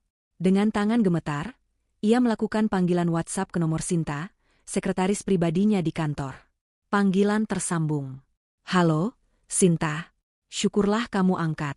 Dengar, saya butuh bantuan darurat. Transfer 500 juta dari rekening operasional ke rekening pribadi saya sekarang juga. Saya ada kendala teknis dengan kartu kredit di Jepang. Perintah Danu dengan nada bos yang masih tersisa. Hening sejenak di seberang sana. Lalu terdengar suara Sinta yang kaku dan dingin. Maaf, Pak Danu. Saya tidak bisa melakukan itu. Apa maksudmu tidak bisa? Saya atasanmu. Lakukan atau saya pecat kamu, bentak Danu. Bapak tidak bisa memecat saya, karena Bapak sendiri sudah diberhentikan, jawab Sinta tegas. Jantung Danu berhenti berdetak sedetik. Apa katamu? Pagi ini, Ibu Dia selaku komisaris utama datang bersama tim audit eksternal dan pengacara. Mereka membawa bukti penyalahgunaan dana perusahaan yang Bapak pakai untuk perjalanan pribadi dan pembelian tiket pesawat istri siri Bapak. Berdasarkan keputusan rapat umum pemegang saham luar biasa yang digelar dadakan pagi ini, Bapak Danu resmi dipecat secara tidak hormat dari jabatan Direktur Utama. Semua akses rekening dan aset perusahaan sudah dibekukan. Ruangan Bapak juga sudah disegel oleh polisi untuk penyidikan dugaan penggelapan dana. Bohong itu tidak mungkin. Danu merosot, lututnya menyentuh aspal trotoar yang dingin. Ponselnya hampir terlepas dari genggaman. Satu lagi, Pak, tambah Sinta. Bu Dia menitipkan pesan, nikmati liburanmu sebagai pengangguran. Selamat siang. Sambungan terputus. Danu menatap layar ponsel dengan pandangan kosong. Dunia di sekitarnya seolah berputar. Dipecat, dipolisikan, dipermalukan. Belum sempat Danu mencerna kehancurannya, masalah baru datang menghampiri. Seorang pria Jepang berjas rapi menghampiri mereka dengan wajah garang, didampingi 2 orang polisi berseragam. Pria itu adalah perwakilan dari wedding organizer, WO, lokal yang sudah Danu sewa untuk acara pernikahan mewahnya. "Emer Danu?" tanya pria itu dalam bahasa Inggris yang kaku. Danu mendongak, wajahnya pucat pasi. "Yes. Anda membatalkan janji temu pagi ini dan pembayaran pelunasan venue pernikahan gagal di autodebit. Kami sudah menyiapkan catering, dekorasi bunga impor, dan menyewa gedung sesuai pesanan mewah Anda. Kerugian kami sangat besar. Anda harus bayar penaltinya sekarang juga sebesar 500.000 yen, sekitar 50 juta rupiah. I don't have money right now. My card broken," gagap Danu. Pria WO itu bicara cepat dalam bahasa Jepang kepada polisi. Polisi itu mengangguk dan melangkah maju. "Tuan, ini termasuk pelanggaran kontrak dan merugikan bisnis lokal. Jika Anda tidak bisa membayar, Anda harus ikut ke kantor polisi." Jangan penjara," teriak Ibu Sofi histeris, bersembunyi di balik punggung Danu. "Danu, lakukan sesuatu. Kami butuh jaminan," kata pria WO itu dingin. "Serahkan paspor kalian bertiga." "Apa? Paspor? Tidak bisa. Itu identitas kami," tolak Avel. "Paspor atau penjara?" ancam pria itu. Dengan tangan gemetar dan air mata frustrasi, Danu akhirnya mengeluarkan 3 buku paspor hijau dari tasnya. Ia menyerahkannya kepada pria itu. Pria itu memeriksa paspor mereka, lalu menyimpannya di tas kerjanya. "Kalian punya waktu 3 hari untuk melunasi hutang penalti kalian. Jika tidak, kami akan melaporkan ini sebagai tindak kriminal penipuan jasa dan kalian akan dideportasi setelah menjalani masa tahanan. Sayonara." Pria itu pergi, meninggalkan mereka yang kini benar-benar telanjang di negeri orang. Tanpa uang, tanpa jabatan, dan kini tanpa identitas untuk pulang. Avel menatap Danu dengan tatapan jijik yang tak ditutup-tutupi lagi. Ia mendorong dada Danu keras-keras, hingga suaminya itu terhuyung ke belakang. "Dasar laki-laki tidak berguna," maki Avel di tengah keramaian jalanan Tokyo. "Kamu bilang kamu direktur? Kamu bilang kamu kaya? Ternyata kamu cuma sampah. Gara-gara kamu pasporku ditahan. Gara-gara kamu aku jadi gembel di sini." "Diam kamu, Avel. Ini semua juga gara-gara permintaanmu yang mau nikah di Jepang," balas Danu emosi. "Sudah. Jangan bertengkar," lerai Ibu Sofi sambil menangis meraung-raung. Napasnya mulai terdengar bengek. Asmanya kambuh karena stres dan udara dingin. Ibu sesak. "Danu, Ibu butuh obat. Ibu mau pulang." "Dia, mana dia? Suruh dia jemput kita." Mendengar nama dia disebut ibunya, Danu tertawa miris. Tawa yang terdengar seperti orang gila. "Dia?" gumam Danu. "Dia sudah membuang kita, Bu. Kita sudah kalah. Kita benar-benar kalah." Di tengah hiruk-pikuk kota Tokyo yang modern, 3 manusia serakah itu duduk melingkar di pinggir jalan seperti pengemis. Rasa lapar, dingin, dan ketakutan menjadi teman setia mereka, menggantikan kemewahan yang selama ini mereka sombongkan. Karma tidak menunggu waktu lama untuk bekerja, ia datang secepat kilat menghantam mereka yang lupa diri. Danu menelan ludah. Harga dirinya hancur berkeping-keping di lantai marmer yang dingin itu. Ia menatap Avel dan Ibu Sofi yang menatapnya dengan campuran rasa bingung dan marah. Kita harus cari tempat lain," cicit Danu pelan, suaranya hilang ditelan rasa malu. Apa? Cari tempat lain? Pekik Avel histeris. Mas, ini jam 10 malam. Di luar dingin banget. Kamu gila ya? Katanya Sultan, kok bayar hotel aja nggak becus. Ini pasti gara-gara istrimu yang sialan itu kan? Teriak Ibu Sofi, tidak peduli lagi pada sopan santun. Dasar wanita ular. Awas nanti kalau ibu pulang, ibu jambak dia. Sudah, Bu, jangan teriak-teriak. Danu menarik tangan ibunya dan Avel kasar, menyeret mereka menjauh dari meja resepsionis sebelum mereka benar-benar diseret paksa oleh keamanan. Mereka berjalan keluar dari lobi hotel yang hangat dan mewah itu, kembali ke trotoar Shinjuku yang dingin dan asing. Koper-koper Louis Vuitton yang mahal itu kini terasa seperti beban besi yang berat. Angin malam menampar wajah mereka tanpa ampun. Di trotoar, Danu menatap kartu-kartu di dompetnya yang kini kosong, karena kartu fisiknya ditahan pihak hotel sebagai barang bukti percobaan penipuan.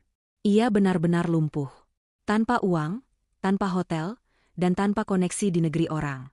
Bayangan wajah dia yang tersenyum tenang saat mengantar mereka tadi pagi melintas di benaknya. Senyum itu bukan senyum kepatuhan, melainkan senyum selamat tinggal yang mematikan. Mas, aku lapar, rengek Avel, bibirnya membiru kedinginan. Danu merogoh saku celananya, menghitung lembaran yen yang tersisa. Hanya cukup untuk membeli 3 mangkuk ramen instan dan tiket kereta bawah tanah termurah. Kita cari warnet atau hotel kapsul, gumam Danu putus asa. Hotel kapsul? Yang sempit kayak peti mati itu? Ogah, tolak Ibu Sofi mentah-mentah. Ibu mau tidur di kasur empuk.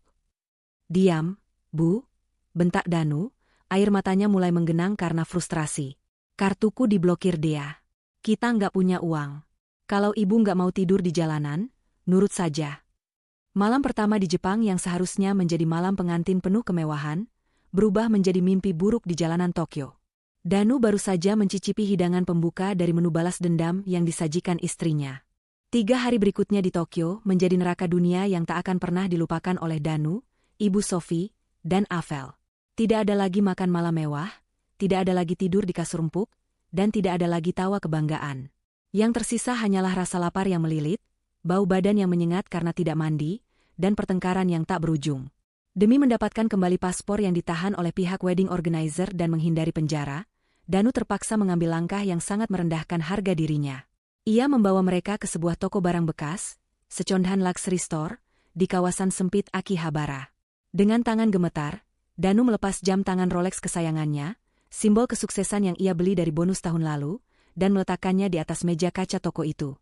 Tolong, hargai ini dengan tinggi. Ini asli, ucap Danu memelas pada penjaga toko. Penjaga toko itu meneliti jam Danu dengan kaca pembesar, lalu menyebutkan angka dalam yen yang jika dikurskan jauh di bawah harga beli. Kondisinya lecet. Kami hanya bisa ambil segini, ucap penjaga itu datar. Apa? Murah sekali. Itu tidak cukup untuk bayar denda dan tiket pulang, protes Danu. Ia menoleh pada Avel yang berdiri di pojok sambil memeluk tas Chanel-nya erat-erat. Vel, sini tasmu. Avel melotot, memundurkan langkahnya. Enggak, enak aja. Ini tasku. Hadiah ulang tahunku tahun lalu. Sini, bodoh. Danu merampas paksa tas itu, hingga kuku Avel mencakar lengannya. Kalau kita nggak jual ini, kita mati membusuk di sini. Kamu mau jadi gembel di Jepang selamanya? Ibu benci kalian semua, raung Ibu Sofi yang duduk lemas di kursi tunggu toko. Wajahnya pucat, bibirnya pecah-pecah karena dehidrasi. Gara-gara perempuan sialan ini anakku jadi bangkrut. Gara-gara kamu, Avel. Ngaca dong, Bu tua. Ibu yang dukung Danu selingkuh kan? Ibu yang ngebet mau ke Jepang kan? Makan tuh Jepang, balas Avel tak kalah sengit. Dengan hati hancur, Danu menjual jam tangannya, tas Avel, dan bahkan cincin emas Ibu Sofi. Uang hasil penjualan itu pas-pasan. Sangat pas-pasan. Setelah melunasi denda penalti ke pihak WO dan mengambil kembali paspor mereka, sisa uang hanya cukup untuk membeli 3 tiket pesawat kelas ekonomi paling murah dengan jadwal penerbangan yang menyiksa. Transit 2 kali di negara berbeda dengan total perjalanan 20 jam. Perjalanan pulang ke Indonesia terasa seperti siksaan fisik dan batin. Di dalam pesawat sempit itu, mereka duduk terpisah karena mendapat kursi sisa. Ibu Sofi duduk terjepit di antara 2 penumpang bertubuh besar, terus-menerus mengeluh sesak napas namun tidak ada pramugari yang melayaninya secara khusus seperti di kelas bisnis. Avel duduk di barisan belakang, menangis diam-diam meratapi nasibnya yang berubah drastis dalam sekejap. Sementara Danu, ia menatap kosong keluar jendela pesawat yang gelap. Pikirannya berkecamuk. Bayangan kehancurannya menari-nari di pelupuk mata. Dipecat dari jabatan direktur. Rekening dibekukan. Aset disita. Dan yang paling menakutkan adalah menghadapi dia. Ia membayangkan wajah istrinya yang tenang itu. Dulu ketenangan dia adalah kedamaian baginya, tapi kini ketenangan itu terasa seperti ancaman yang mematikan. Awas kamu, dia. Batin Danu, mencoba memupuk amarah untuk menutupi rasa takutnya. Aku masih suamimu. Rumah itu masih rumahku. Aku akan usir kamu begitu aku sampai. Aku akan paksa kamu cabut semua tuntutan. Setelah perjalanan panjang yang melelahkan, pesawat akhirnya mendarat di Bandara Soekarno-Hatta. Tidak ada sopir pribadi yang menjemput. Tidak ada layanan VIP. Mereka keluar dari terminal kedatangan dengan menyeret koper-koper besar mereka sendiri, tertatih-tatih seperti prajurit yang kalah perang. Penampilan mereka kusut, rambut berminyak, dan mata cekung. Mana sopirnya? Kamu nggak telepon Pak Ujang? Tanya Ibu Sofi dengan suara parau, masih berharap ada sedikit sisa kenyamanan. Pak Ujang itu sopir kantor, Bu. Fasilitas kantor. Danu sudah dipecat. Ingat? Jawab Afel sinis sambil mengibaskan tangannya yang kepanasan. Udah deh, pesen taksi online aja yang murah. Aku mau cepet-cepet pulang, mandi, terus tidur. Danu memesan taksi online dengan sisa kuota internetnya yang sekarat. Sepanjang perjalanan dari bandara menuju rumah, keheningan menyelimuti mobil. Sopir taksi sesekali melirik lewat spion, heran melihat penumpang yang membawa koper Louis Vuitton tapi bertengkar soal siapa yang harus bayar tol. 1 jam kemudian, taksi memasuki kawasan perumahan elit tempat mereka tinggal. Jantung Danu berdegup kencang saat mobil berbelok ke jalan rumahnya. Ia berharap, setidaknya ia masih punya atap untuk berteduh malam ini. Ia berharap dia masih punya sedikit belas kasihan. Namun, harapan itu pupus saat taksi berhenti di depan gerbang rumah. Rumah itu tampak gelap gulita, seolah tidak berpenghuni. Tapi yang membuat mata Danu terbelalak adalah pemandangan di pagar rumah. Rantai besi besar melilit gerbang yang tinggi itu, digembok dengan gembok hitam yang kokoh. Dan di tengah gerbang, tertempel sebuah papan segel berwarna merah putih dengan tulisan tegas. Tanah dan bangunan ini dalam pengawasan Pengadilan Agama dan Kuasa Hukum. Dilarang masuk tanpa izin pemilik sah, nyonya dia. Apa-apaan ini? Teriak Danu. Ia melompat turun dari taksi bahkan sebelum mobil berhenti sempurna. Ia berlari ke arah gerbang, mengguncang-guncang pagar besi itu dengan brutal. Dia, buka. Dia, aku tahu kamu di dalam. Buka pintunya, wanita gila. Suara rantai beradu dengan besi menimbulkan kegaduhan di malam yang sepi.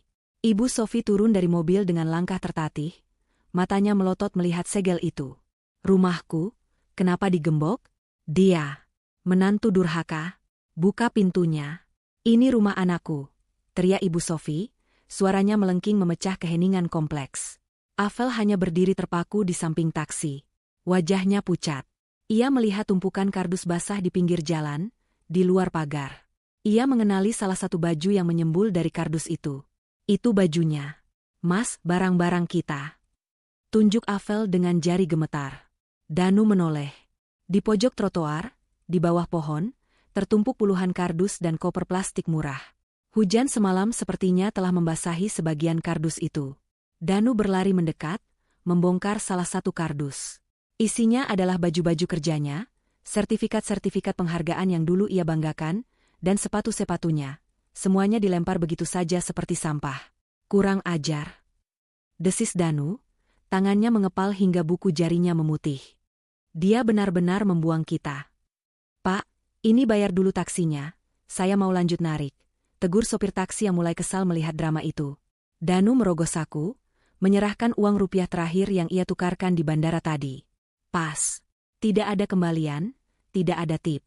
Taksi itu pergi, meninggalkan mereka bertiga berdiri di pinggir jalan yang gelap, di depan rumah megah yang dulu mereka tinggali, namun kini tertutup rapat bagai benteng yang tak tertembus. Tiba-tiba, lampu sorot dari pos satpam menyala, dan seorang petugas keamanan kompleks, yang biasa Danu bentak-bentak, berjalan menghampiri mereka. Namun kali ini, tidak ada rasa hormat di wajah satpam itu. Maaf, Pak Danu, Bu Sofi, ucap satpam itu tegas. Saya diperintahkan oleh Budia dan pengacaranya untuk melarang siapapun masuk atau membuat keributan di sini. Jika Bapak memaksa masuk atau merusak gembok, saya wajib lapor polisi sekarang juga. Kamu berani mengusir saya?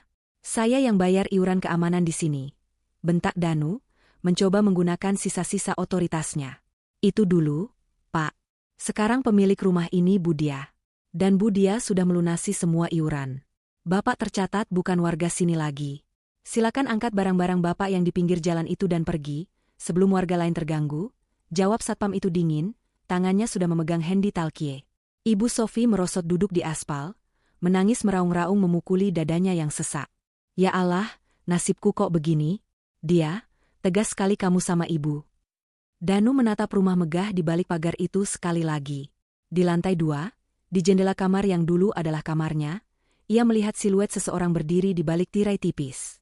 Sosok itu berdiri tegak, menatap ke bawah. Danu tahu itu dia. Dia sedang melihat mereka. Melihat kehancuran mereka dari istananya yang hangat. Ini belum berakhir.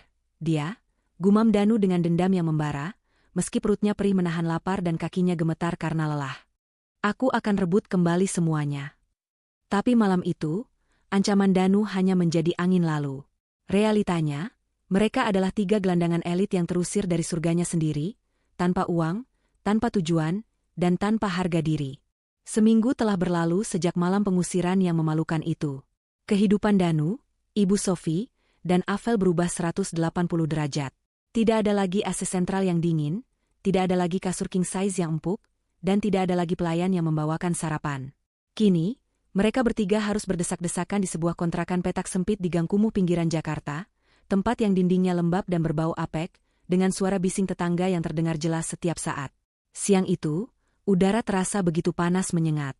Kipas angin tua yang berputar dengan suara berderit di sudut ruangan sama sekali tidak membantu mengusir hawa gerah. Ibu Sophie terbaring lemah di atas kasur busa tipis di lantai, kakinya bengkak karena asam uratnya kambuh parah, namun mereka tidak punya uang untuk ke dokter spesialis. Obat warung menjadi satu-satunya andalan. Panas. Danu, tolong belikan es kelapa muda. Tenggorokan ibu kering sekali. Rintih Ibu Sophie dengan suara serak. Danu yang sedang duduk melamun di depan pintu, hanya menoleh sekilas dengan tatapan kosong. Wajahnya tirus, matanya cekung dikelilingi lingkaran hitam, dan janggutnya mulai tumbuh berantakan. Penampilannya yang dulu klimis dan wangi kini tak ubahnya seperti pengangguran frustrasi. Uang dari mana, Bu? Sisa uang penjualan jam tanganku kemarin cuma cukup buat bayar sewa kontrakan ini bulan depan dan beli beras, jawab Danu ketus. Tekanan hidup membuatnya kehilangan rasa hormat pada ibunya sendiri. Kamu ini anak tidak berbakti. Ibu sakit bukannya diurus malah dibentak. Omel Ibu Sophie, mulai menangis lagi. Di sudut ruangan lain, Avel sedang sibuk memulas kukunya dengan kuteks murah yang ia beli di pasar. Ia tampak tidak peduli dengan penderitaan mertua dan suami sirinya itu. Berisik banget sih, Bu Tua. Kalau mau enak ya sana minta sama mantu kesayangan ibu si dia itu. Oh iya lupa. Kan kita udah diusir, sindir Avel tajam tanpa menoleh. Diam kamu, Avel. Ini semua gara-gara kamu. Kalau kamu nggak minta ke Jepang, kita nggak bakal begini, teriak Danu, emosinya meledak. Ia bangkit berdiri, menendang botol air mineral kosong, hingga terpental mengenai kaki Avel. Heh, jangan kasar ya. Avel berdiri menantang, matanya melotot. Gue udah cukup sabar ya tinggal di kandang tikus ini sama kalian. Gue kira lo kaya raya, Danu. Gue kira lo, Sultan. Ternyata lo cuma parasit yang numpang hidup sama istri pertama. Nyesel gue mau sama lo. Belum sempat Danu membalas, terdengar suara ketukan pintu yang tegas. Permisi, Saudara Danu. Danu terdiam, jantungnya berdegup kencang. Ia membuka pintu perlahan. Di sana berdiri 2 orang pria berbadan tegap mengenakan kemeja batik rapi. Salah satunya adalah Pak Burhan, pengacara keluarga dia yang dulu sering Danu lihat di acara keluarga, namun tidak pernah ia anggap penting. Pak Burhan, sapa Danu gugup. Pak Burhan tidak tersenyum. Wajahnya datar dan profesional. Ia tidak datang sendiri, ia membawa sebuah map tebal berwarna merah. Selamat siang, Saudara Danu. Saya mewakili klien saya, Ibu Dia, untuk menyerahkan beberapa dokumen penting yang harus segera Anda tanda tangani dan pelajari. Dia mana? Saya mau bicara sama istri saya langsung. Jangan halangi saya. Danu mencoba melongo ke belakang Pak Burhan, berharap melihat mobil dia. Klien saya tidak ingin bertemu dengan Anda lagi. Semua komunikasi harus melalui saya, tegas Pak Burhan. Ia menyerahkan map itu ke tangan Danu. Di dalam sana ada 2 berkas utama. Pertama, surat panggilan sidang pertama gugatan perceraian yang akan dilaksanakan minggu depan di Pengadilan Agama. Klien saya menuntut cerai talak 3 dengan alasan penelantaran, perselingkuhan, dan KDRT verbal. Tangan Danu gemetar menerima map itu. Kata, cerai, yang dulu ia gunakan untuk mengancam dia, kini berbalik menyerangnya dengan kekuatan hukum yang nyata. Dan berkas kedua, lanjut Pak Burhan dengan nada yang lebih serius, adalah somasi dan rincian hutang piutang. Berdasarkan audit forensik keuangan perusahaan, ditemukan bukti transfer ilegal sebesar 500 juta rupiah yang Anda gunakan untuk kepentingan pribadi, termasuk perjalanan ke Jepang kemarin. Ibu dia, selaku pemilik saham mayoritas, memberikan Anda waktu 2x 24 jam untuk mengembalikan dana tersebut ke kas perusahaan. 500 juta? Danu terbelalak, napasnya tercekat. Dari mana saya dapat uang segitu? Pak, saya sudah dipecat. Rekening saya dibekukan. Itu bukan urusan klien saya. Jika dalam 2 hari dana tidak kembali, kami akan menaikkan status laporan ini ke kepolisian atas tuduhan penggelapan jabatan dan pencucian uang. Ancamannya 5 tahun penjara, ucap Pak Burhan dingin, seolah sedang membacakan menu makanan. Selain itu, tagihan kartu kredit atas nama ibu dia yang Anda gunakan secara berlebihan sebelum diblokir, totalnya mencapai 80 juta rupiah, juga dibebankan kepada Anda sebagai hutang pribadi. Silakan dipikirkan baik-baik. Penjara atau bayar? Pak Burhan mengangguk singkat, lalu berbalik pergi tanpa menunggu jawaban. Meninggalkan Danu yang mematung di ambang pintu dengan wajah pucat pasi, seputih kertas di tangannya. Apa katanya? Danu? Penjara? Tanya Ibu Sofi gemetar dari atas kasurnya. Ia mendengar semuanya. Danu berbalik perlahan, menatap ibunya dan Avel dengan tatapan putus asa. Dia menuntut ganti rugi 500 juta, atau aku di penjara. Dan dia menggugat cerai. Hening sejenak menyelimuti ruangan sempit itu. Hingga tiba-tiba, suara tawa Avel memecah keheningan. Tawa yang kering dan mengejek. 500 juta? Avel geleng-geleng kepala sambil membereskan barang-barangnya ke dalam tas jinjing. Gila. Lo bener-bener tamat, Danu? Kamu mau kemana, Vel? Tanya Danu panik melihat Avel memasukkan baju-bajunya. Ya pergilah. Lo pikir gue mau nungguin lo di penjara? Lo pikir gue mau ikut nanggung utang lo? Avel menyangklong tasnya, lalu memakai sepatunya. Gue masih muda, Danu. Gue masih cantik. Masih banyak laki-laki kaya di luar sana yang beneran kaya, bukan kaya, halo, kayak lo. Sorry ya, kisah cinta kita tamat di sini. Bye. Avel, jangan pergi. Kamu bilang kamu cinta sama aku. Danu mencoba menahan tangan Avel, tapi wanita itu menepisnya kasar. Cinta itu butuh makan, Danu. Cinta itu butuh shopping. Lo sekarang cuma punya utang dan ibu tua yang sakit-sakitan. Najis gue hidup susah. Sembur Avel tepat di wajah Danu. Tanpa menoleh lagi, Avel melangkah keluar dari kontrakan itu, meninggalkan Danu yang hancur lebur. Avel! Teriak Danu, tapi suaranya hilang ditelan kebisingan gang. Danu merosot ke lantai, bersandar pada pintu yang terbuka. Map merah itu jatuh dari tangannya, isinya berserakan di lantai kotor. Surat gugatan cerai dengan nama dia terpampang jelas di sana. Ibu Sofi menangis meraung-raung, memukuli kakinya sendiri. Habis-habis semuanya.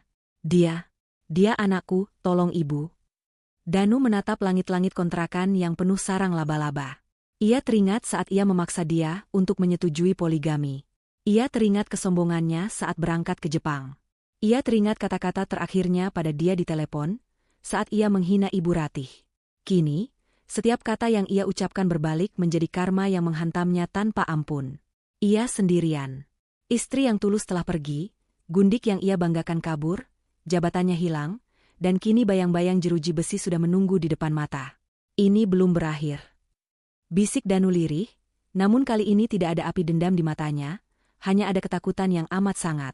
Ketakutan seorang pria yang sadar bahwa ia telah kehilangan permata demi memungut batu kali, dan kini batu itu pun telah melemparnya hingga berdarah. Di kejauhan, lama-lama terdengar suara sirine, entah sirine polisi atau ambulans, yang membuat bulu kuduk Danu meremang, seolah menjadi pertanda nasib buruk yang akan segera menjemputnya. Waktu 2 kali 24 jam yang diberikan oleh Pak Burhan bagaikan pasir dalam jam pasir yang habis terlalu cepat. Tidak ada keajaiban bagi Danu. Tidak ada teman yang mau meminjamkan uang, tidak ada bank yang mau mencairkan kredit bagi seorang pengangguran yang masuk daftar hitam perbankan.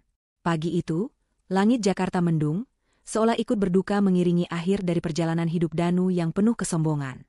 Suara sirine mobil polisi membelah keheningan gang sempit tempat mereka tinggal. Tetangga-tetangga mulai berkerumun, berbisik-bisik melihat aparat berseragam turun dari mobil patroli. Danu, yang sedang duduk melamun di teras kontrakan dengan tatapan kosong, tidak sempat melarikan diri.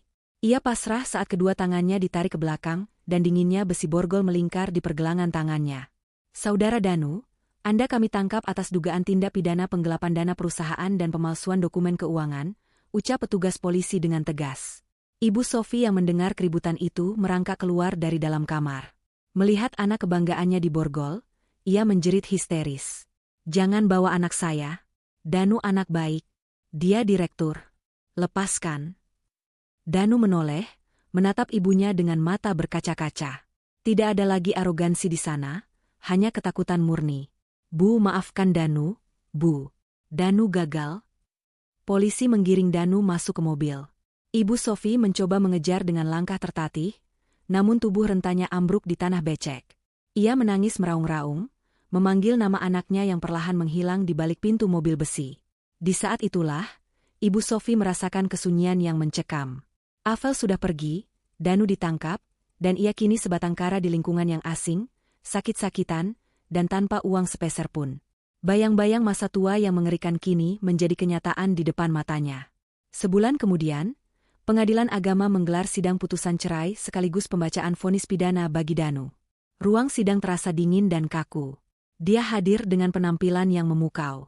Ia mengenakan blazer biru tua yang elegan, rambutnya tertata rapi, dan wajahnya memancarkan aura ketenangan yang berkelas. Di sampingnya, Pak Burhan mendampingi dengan setia. Berbeda jauh dengan Danu. Pria itu duduk di kursi pesakitan mengenakan rompi tahanan berwarna oranye. Kepalanya pelontos, wajahnya tirus, dan tubuhnya kurus kering. Ia menunduk dalam-dalam, tidak berani menatap mata dia yang menyorot tajam namun tenang. Hakim mengetuk palu 3 kali. Tok, tok, tok. Mengabulkan gugatan penggugat untuk seluruhnya.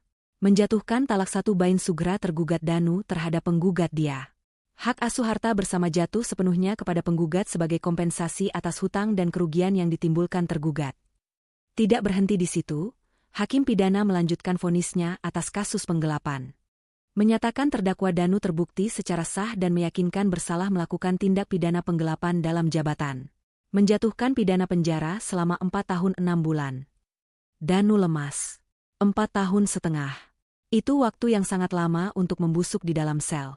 Saat petugas hendak membawanya kembali ke tahanan, Danu memberanikan diri menoleh ke arah dia. "Dia?" Panggil Danu serak. Air mata menetes di pipinya yang kotor. "Tolong aku menyesal, dia. Aku hilaf. Tolong cabut tuntutanmu. Kasihan ibu, dia. Ibu sendirian sekarang." Dia menghentikan langkahnya. Ia berbalik perlahan, menatap mantan suaminya itu. Tidak ada rasa benci yang meledak-ledak, hanya ada rasa kasihan melihat betapa rendahnya manusia bisa jatuh karena keserakahan. "Ibumu sekarang diurus oleh dinas sosial, Mas. Aku sudah mengirim orang untuk memastikan dia tidak mati kelaparan di jalan, tapi dia ditempatkan di panti jompo pemerintah.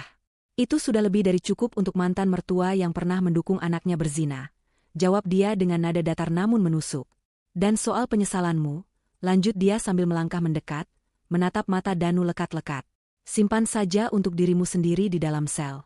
Kamu tidak hilaf, Mas. Kamu sadar sepenuhnya saat kamu menghinaku, saat kamu membawa wanita itu, dan saat kamu merendahkan ibuku. Nikmatilah buah yang kamu tanam sendiri. Selamat tinggal, Danu." Dia berbalik badan, melangkah keluar ruang sidang dengan kepala tegak. Suara langkah hak tingginya menggema, terdengar seperti irama kemenangan. Di belakangnya, Danu menangis histeris, memanggil-manggil namanya sebelum diseret paksa oleh petugas kejaksaan menuju mobil tahanan. 6 bulan berlalu. Rumah mewah itu kini kembali bersinar. Dia telah merenovasi ulang kamar tidur utama, membuang semua jejak masa lalu dan menggantinya dengan dekorasi yang lebih cerah dan hangat. Taman belakang rumah kini dipenuhi bunga anggrek yang bermekaran indah, tempat favorit Ibu Ratih menghabiskan sore. Sore itu, dia sedang duduk di taman, memangku laptopnya. Bisnis peninggalan ayahnya yang sempat goyah karena ulah Danu, kini kembali stabil dan bahkan berkembang pesat di bawah tangan dingin dia. Notifikasi email masuk, laporan dividen bulanan yang angkanya fantastis. Dia tersenyum tipis. Uang itu bukan lagi untuk membiayai gaya hidup suami yang tidak tahu diri, melainkan untuk tabungan masa depan dan donasi ke panti asuhan yang ia kelola. Enduk, dia? Panggil Ibu Ratih lembut dari kursi rodanya. Dia segera meletakkan laptopnya dan menghampiri ibunya. Iya, Bu, Ibu butuh sesuatu? Ibu cuma mau bilang, Ibu bangga sama kamu, ucap Ibu Ratih sambil mengelus pipi putrinya. Kamu wanita kuat. Kamu berhasil melewati badai itu dengan anggun.